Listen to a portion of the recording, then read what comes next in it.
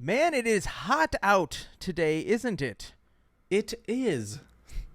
I say that for the people that get to watch our beautiful faces here on And socials. the Second Amendment show. Willie and I are sleeveless today, showing a little skin due to our local weather patterns choosing to be in the triple digits or high double digits for our European friends. Yeah, double D's, triple T's. Nope. Right. Yeah, it's the same. It sounds the same. I don't know about you, but I love it. I love this weather. I also like being naked all the time, so yeah, this is great. You know what's the most entertaining story to have a conversation about? Me being naked all the time? And the weather. Do you mean whether it's Karma roulette. sacred geometry Act like you belong. or full bucket? There's a sub for that. What's up, you lovely lurkers? Welcome to the front podcast of the internet. I'm your host, Willy. And I'm your other host, Scott. We're a show all about Reddit and other things. Covering all the ups and down votes in about 30 minutes. If you like the show, you can find more of us. On our TikTok, on our Instagram, on our YouTube, Or scouring sugar daddy meat for your next local senator.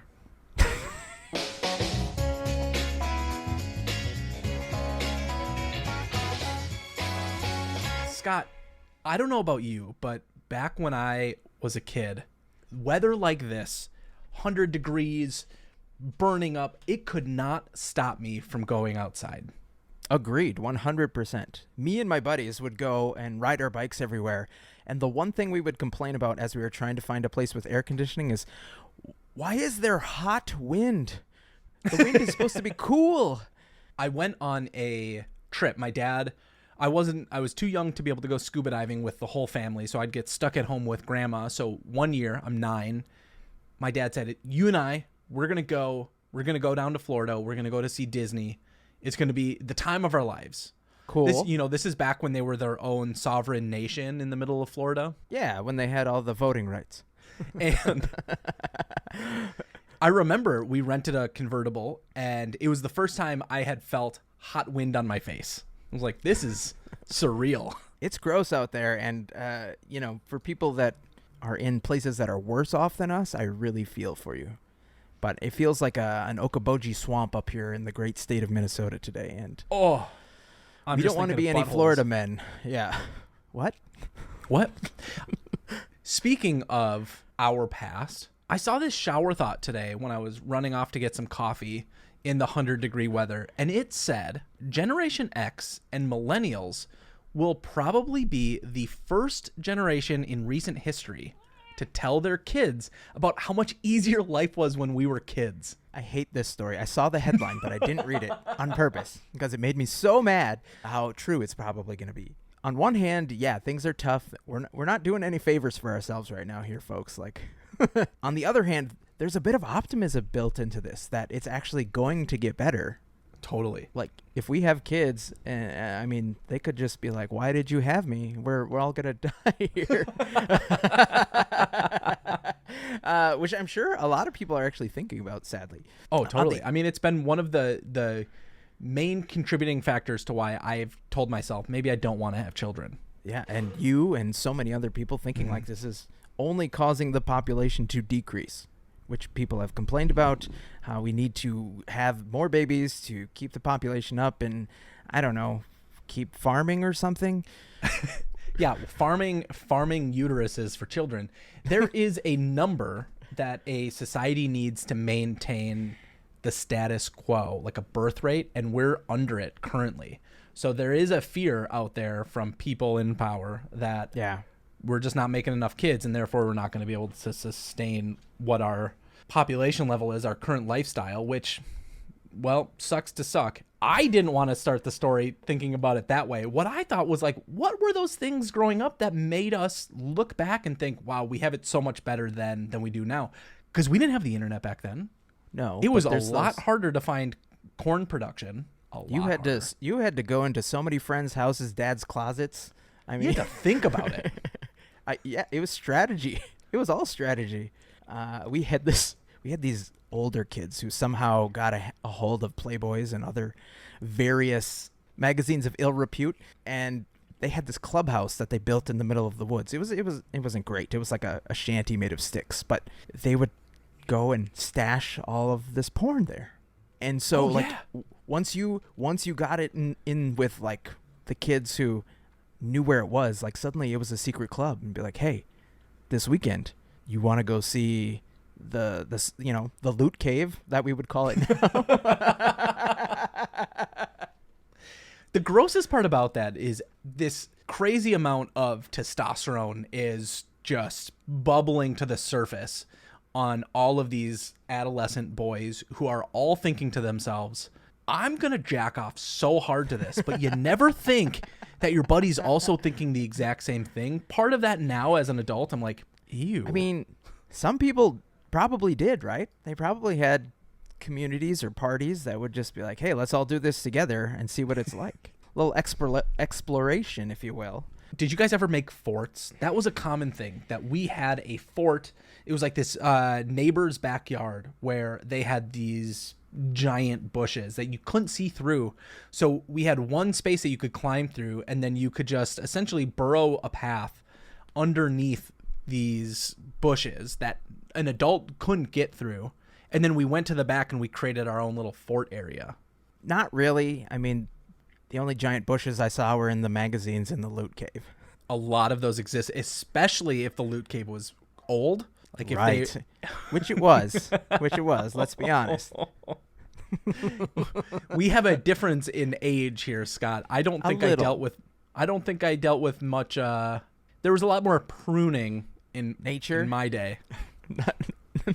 Mother Nature wasn't as. Yeah, there was a lot of harvesting of the rainforest when you were growing up. I get it. But it's a big problem. I would say one of the things that maybe gets lost on us, and we spend a little too much time thinking about the positives instead of thinking about the negatives, is, dude, the amount of boredom you went through. You didn't have the internet. There wasn't that sugar rush, that dopamine hit to just keep you at a steady high. You couldn't just scroll on something for hours.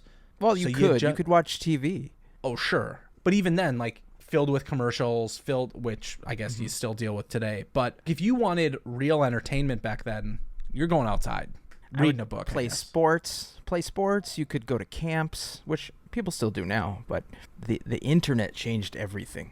The first time we got an actual 56K modem, I wasn't doing AOL stuff. I was playing video games. And so anything that I could play online, those little Flash-based games, became my time waster. Oh, yeah. And they were dumb. It was like the dumbest thing in the world. You're just like, click here to jump up the bike and make sure you don't fall. Click here to play the little baseball game. It was just so stupid, but it was magical for somebody who had never seen or experienced something like this. My niece had a dance recital, end of the school year. So I had the opportunity to go back to my high school and look at it, but I drove one of my nieces back to my sister's house, and she's in the backseat of my car with her friend, and they're talking about just some of the dumb stuff that their friends do.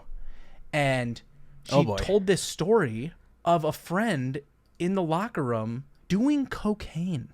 How old is she? 9th grade. Holy cow. And what a late bloomer. Seriously, should have been doing it in 6th grade. Come on. I looked at my partner kids. and was like, wait a minute. Did you have an experience like that? Or are we just to that stage where that's an accessible thing to high schoolers? It seemed out of the blue and scary to me. I guarantee there are more drugs now with technology's innovations. Like, we were playing drug wars on our TI-80 whatever. They're doing it in real life now. We literally just taught people how to do it. Thanks a lot, Texas Instruments. But I will say this. What I was alluding to earlier is, like, it's kind of negative. We still have technology on our side, I believe. And the theme of this story is how our kids will say, man, you guys had it real hard. You had it real tough. We're going to be coming out with things like VR, AI, all this machine learning. We'll potentially have trucks that will drive themselves. We already have potentially cars that drive themselves. Drones delivering our groceries to us. Just it'll free up a lot of people. And I hear the negatives, like it's going to kill a lot of jobs. But it's also going to potentially give those people the opportunity to do something that is more fulfilling. Right. This is the optimist in me. I think it's creating a lot more jobs in different areas. Yeah, I'm definitely going to go back to school to become a drone/robot overlord repair technician. It's going to pay a lot of money. They're going to need to keep me alive. We are going to become the maids.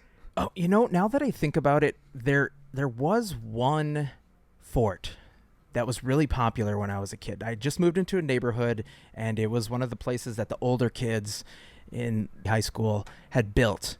But you couldn't go there as a younger kid because they didn't want anybody else. It was kind of like their private thing. So it was 100% off limits to the 6th graders. And speaking of places that are off limits, this week in Interesting AF, there is a post titled 5 Interesting Places That Are Forbidden or Restricted from Visiting. Did you read this at all? No. It's really cool. There's some places that totally make sense and some places I've never heard of. But number 1 is... Scott, hold on. You're going too fast. We've got a top 5 music. And let it ride.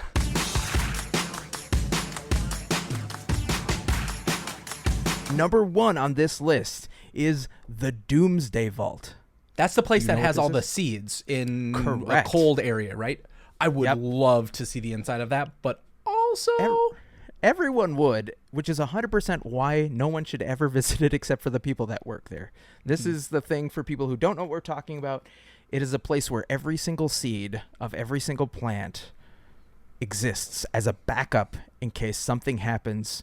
Nuclear doomsday, these aliens that we talked about last week, Lambda, Limon, whatever the AI that's going to eventually escape thanks to Google. It's not just like this isn't Noah's Ark here. There's multiples of each seeds. Number 2, North Sentinel Island. I think you've heard of this before, Willy. It's that island you researched in college. Yeah, Scott, North Sentinel Island is most well known for having the Andaman Aboriginal people. It's that tribe that will kill anybody who goes in to the island, like that guy that went kayaking in. Okay. It had it says the Andaman and Nicobar Island Protection of Aboriginal Tribes Act of 1956 prohibits travel to the island and anybody that approaches closer than 5 nautical miles or 9.25 kilometers in order to prevent the tribal community from getting foreign disease to which they have no acquired immunity. And honestly, if you go there, you're probably just going to die. They're going to murder you. They're going to kill you and eat you. And that's on you. Number 3, the Lascaux Cave. The Lascaux Cave is a French cave. It's in Dordogne. Ding dong. Most famously, they are known for having the drawings, like the really iconic wall paintings of buffalo, bison. Yeah, like prehistoric paintings. Number 4 is called Bangar Fort. I have never heard of Bangar Fort, but apparently it was built in 1573, located in India, and technically people are allowed to visit there during the day. But from dusk until dawn, nobody can go in because the Indian government has banned visitors due to ghosts and curses. And finally, the last place, which makes total sense, the Vatican Archives. Only Tom Hanks. Back the fuck off! What are y'all doing? 53 miles of shelves. Forbidden except for researchers. Yeah, except for researchers with special permits. But even for them, there is a limit as to what documents they can view. Did you see, this reminds me, did you see Bill Clinton was on like the Graham Norton show? James Corden. And yeah, he was like, yeah, I tried to send people. I sent my Secretary of State into Area 51. I wanted to find out if we have aliens, and they didn't have any aliens. Well, caveat, because what did he say actually is done at Area 51? Special vehicle testing for things to not be seen on radar. Correct. This might have been the slip up for old Slick Willy. He said specifically that's where they work on their invisibility technology, or our invisibility technology for stuff like that. So my guess is there's aliens down there. They were just hiding. Path of least resistance here, Scott. Do you think that there's a big cover up here? Do you think he slipped up, or do you think he's just old and invisibility meant invisible to radars? A lot of people were like, the Earth is flat. We never went to the moon. We have invisible planes. Wonder Woman's real. Imagine. Just imagine. Listen, Scott, some secrets are best kept. And this week on the subreddit, Ask Reddit, there's a post that said, what things should be kept private from your significant other, no matter how healthy your relationship is? Ooh. This sounds like another top 5 list.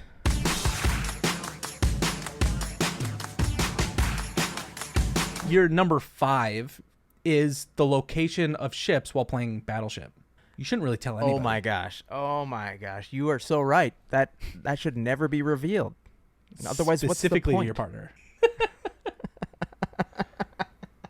This one I can align with. This is really important to me. It's where I hide the secret spare pair of scissors I keep for when they have lost the other 11 pair of scissors that we own, and I need to trim the chip bags to make it so that I can get to the chips easier. Huh. You don't do that? Huh. I keep it where my poop knife is.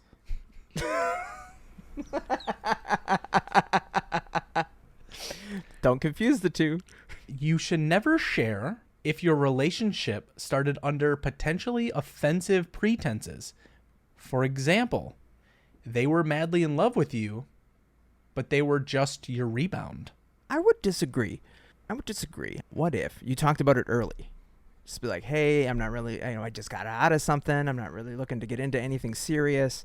And they were really enamored with you, and you decided to give it a chance, and things turned out for the best. There's Scott, always that possibility.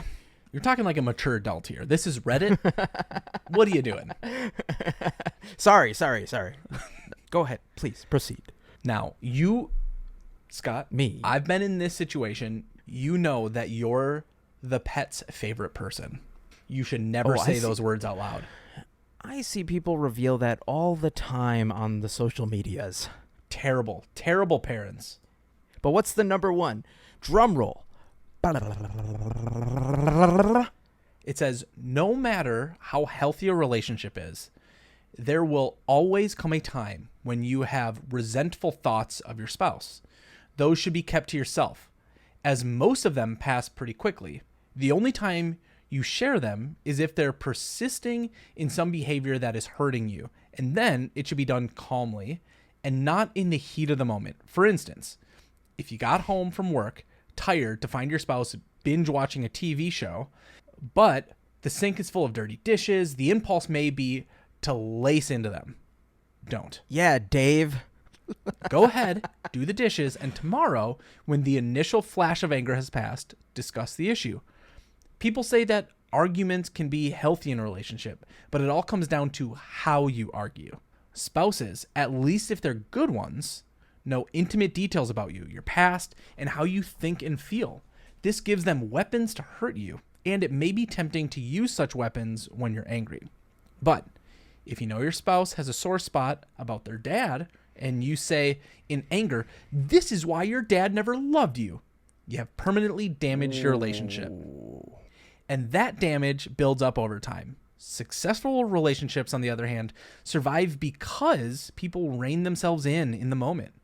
Even when they're angry, they don't want to inflict wounds like that. So, whenever the impulse arises to use those weapons in anger, resist the temptation. You may forget what you did quickly, but they won't. That's good advice. I like the way that kind of shows the age range of Reddit, because some middle schooler is not typing that out. That's some parent who's like, I've been there. the 60, 70-year-olds, the cool ones on Reddit. We all know who you are. And they're just like, words of wisdom for these people who don't know how to change oil in a car, and at this point probably will never have to. Yeah, they're the A-OK boomers. Here's an added bonus for you, Scott. If she poops on the table while birthing your child, no, she fucking didn't. Why is she on my table? That table was from West Elm. We should have picked the ground. Speaking of people who are helping rather than hurting, this week in Next Effing Level, this is a video, and there's audio to go along with it, so you'll be able to hear it on the podcast, of a cyclist that's chasing a dog that ran out into the middle of an avenue to protect him from the other vehicles. She chased the dog for over 600 meters, 3.38 miles, and the rest until he was safe and somebody caught him. She and other people who are trying to steer the dog away are considered heroes. Now just listen to this video and imagine this poor cyclist chasing through traffic, weaving in and out between buses and cars, chasing this little tiny dog that ran into traffic.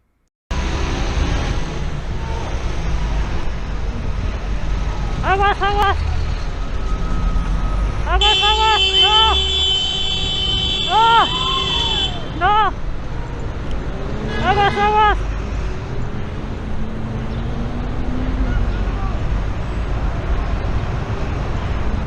Aguas.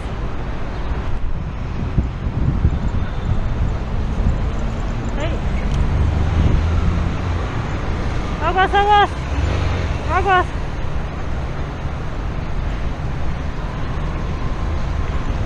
Aguas, aguas, alto, alto. Alto, alto.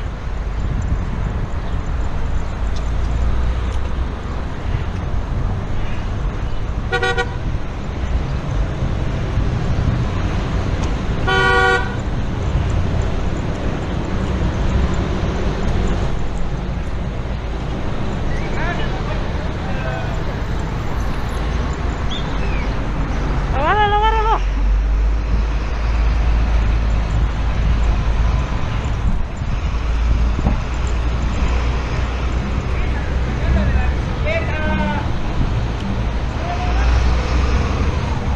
Agárrenlo, agárrenlo, agárrenlo, agárrenlo.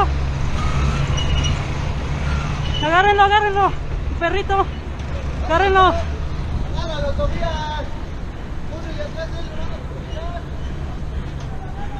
Agárralo, agárralo. Eso, eso, agárralo. Eso. No. Agárrenlo, agárrenlo. Agárrenlo, agárrenlo. Agárrenlo. Eso. Gracias. Gracias. Buscar porque no sé de quién es. I have two thoughts about this. Number one, great on this person for biking that far. It's a long ways in general. 3 miles is a long way. If you're on a bike and this person's... It's only 0.3. Oh, only 0.3. 0.3. It's not. Yeah. And so you're on a 600 bike. meters. Yeah. But is this person just not yelling loud enough for others to hear? There's so many passersby who do nothing, who just, there's a dog. There it goes. Oh, that's a dog. And they do nothing. I feel like the mix of adrenaline with this person was like, oh my gosh, I'm going to go chase after this dog. Thought number one. Thought number two doesn't hit them until they're already in the middle of the act, but I'm just jumping into traffic. There's speeding cars left and right. This dog almost got sideswiped by one, completely ran over. Like right at one the point. beginning. Oh my God, that Yeah. terror. I was like, what am I watching? Why am I watching this?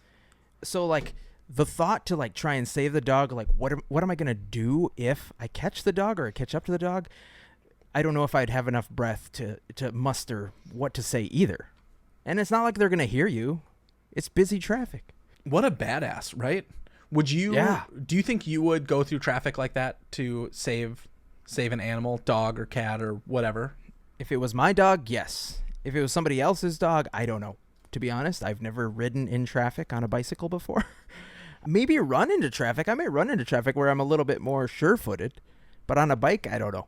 That's an interesting take. I think I would much rather be on a bike than on my feet, because at least, like, if a car is speeding by, I can at least try to gain some speed versus on my feet. I'm not a fast runner, man.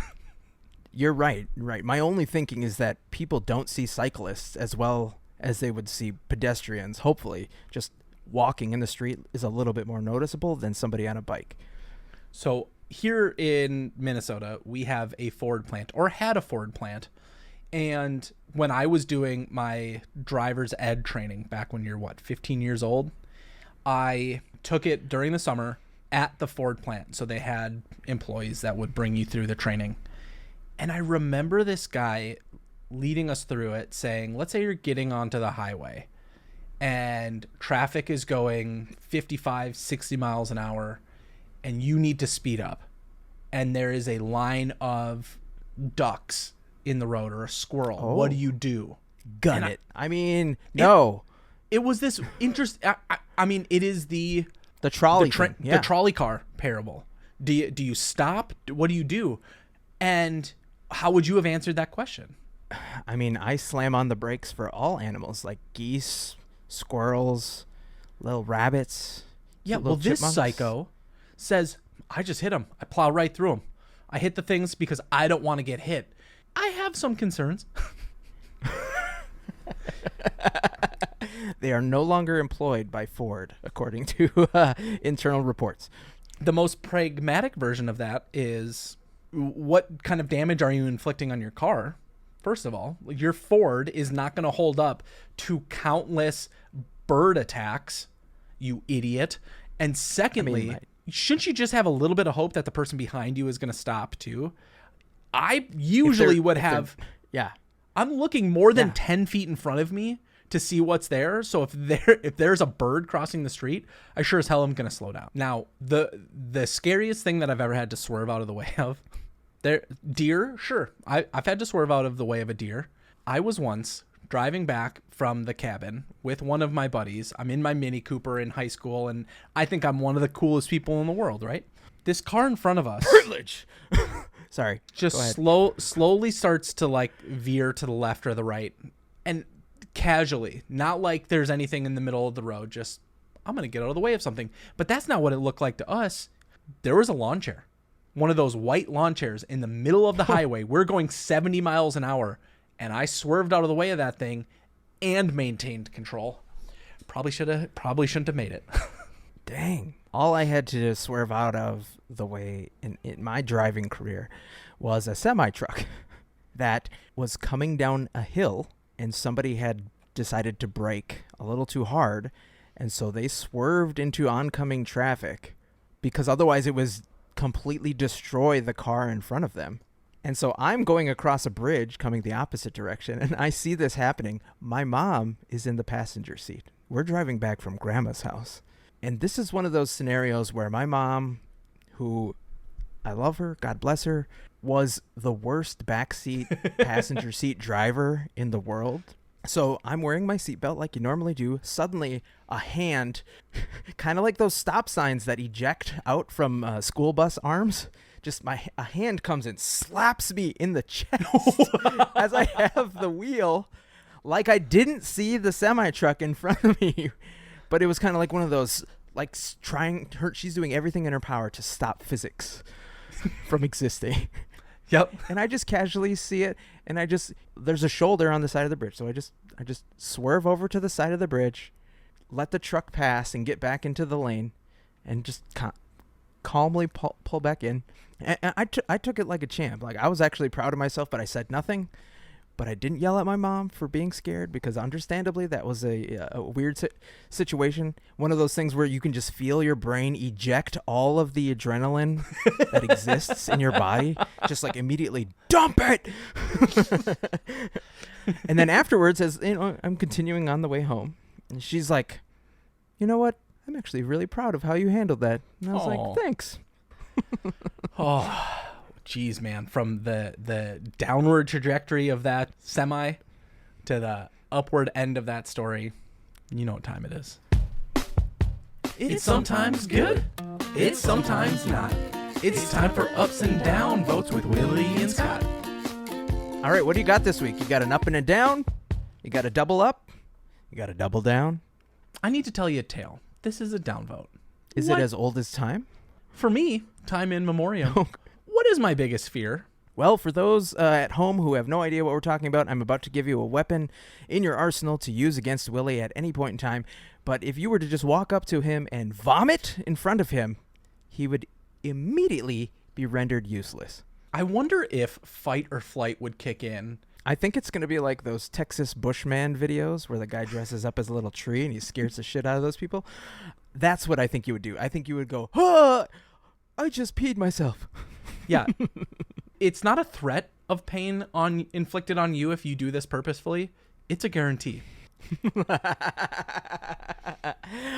But Scott, wait, there's more.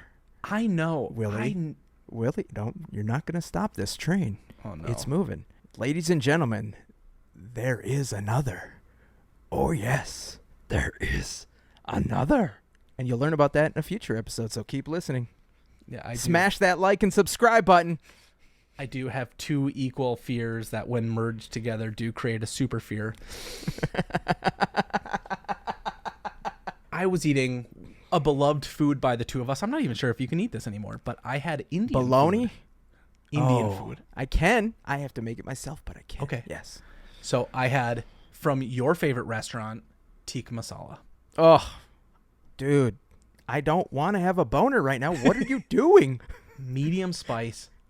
I'm excited. I eat it. Everything is fine. I wake up the next morning. I go to the gym and I'm like, my tummy feels a little weird. I'm going to poop. Natch. And after, as Hillary Duff said, the rain fell down. I thought maybe I just woke up too early. I had too much pre-workout and it's all flowing down south. And that wasn't really the case. So that evening I had a wedding to go to. Okay. I show up at the wedding. I think I'm fine. I think I've tempered my expectations. And we get there. There's a bunch of people I don't know that my partner does know because it's a friend of hers wedding. And we sit down in a chair. It's outside. Mind you, it's been like in the high 80s, 90s all week. That's what it is outside. The moment I sit down, mouth watering, jaw starts to tingle. I'm like, it's happening. It's happening. It's all going to happen. We're going to do it right here in front of all these random people that I don't know. It's coming. It's going to happen. No. And oh no. And I start thinking to myself, the red coats have come up. They're on their way. This is the moment. And I look at her and I go, calmly, I'll be right back. I'll be right back. I get up and You said it calmly like that, but meanwhile you've got the face of Jordan Peele in that one gif where it's just like sweat raining down your face. I run to the bathroom. Nothing happens. Standing there. How's your stomach feeling? How's your stomach feeling? Terrible. I felt like I was going to vomit all over the place. But as I stood radar up, is still active, but you feel okay. I stood up, I'm starting to get okay. This was an inconsequential threat. Everything is going to be fine. So I start walking. False alarm. I start walking back, but I'm a little nervous, so my stomach keeps going. So then I see the bride is ready to go outside, and I'm like, oh shit, I need to go quickly. So I run around to the other door and I get in my seat. Thankfully, this was like a 15-minute ceremony. It was fast. Not one of them Catholic ones. All right. Because the moment I sat down, I'm like, again, this is going to happen. I'm going to vomit everywhere. And I just willed myself to not throw up. And I'm just holding. And the moment they get out and we all stand up and we're talking, I look at my partner and go, I got to go. I need to leave. While everybody was tossing rice, you were tossing your cookies. All of this reminded me because as I was prepping for this episode, there was a post from me IRL that said, does your stomach ever hurt so bad that you get completely naked and sit on the toilet? Because that's exactly what I needed to do. Oh my gosh. I'm imagining you at this wedding venue, which is like some barn, and you're just in the little stall, and all your clothes are spread out over the floor. They're like underneath, like coming out so people walking in can see trousers just hanging out from underneath, and they just give a little knock on the door. You doing all right in there, buddy? My upvote of the week is also wedding related, Willy. Last week, spoiler alert for those who didn't tune in, I asked somebody to be in my wedding, And I'm not going to tell you who. But just go listen to, I guess, minute 31 of last week's episode. But this week, today actually, prior to recording, I asked the second person to be in my wedding. Wait a minute. Hold on. You're telling me while I had a wonderful conversation and this amazing moment, somebody else gets fucking golf? I didn't pay for their golf. It was an even split. No, it was just a time where we happened to be together in the same vicinity. I'm fine. It's not like I made the mistake of asking them to be my best man also, and then you guys have to fight it out gladiatorial style. You guys figure this out. It's not my problem. Scott's like, and my downvote of the week, Willy, I have some news to share with you. Thank you so much for hanging out with us today. You can find more of us on our socials, and we'll see you next week. With a guest.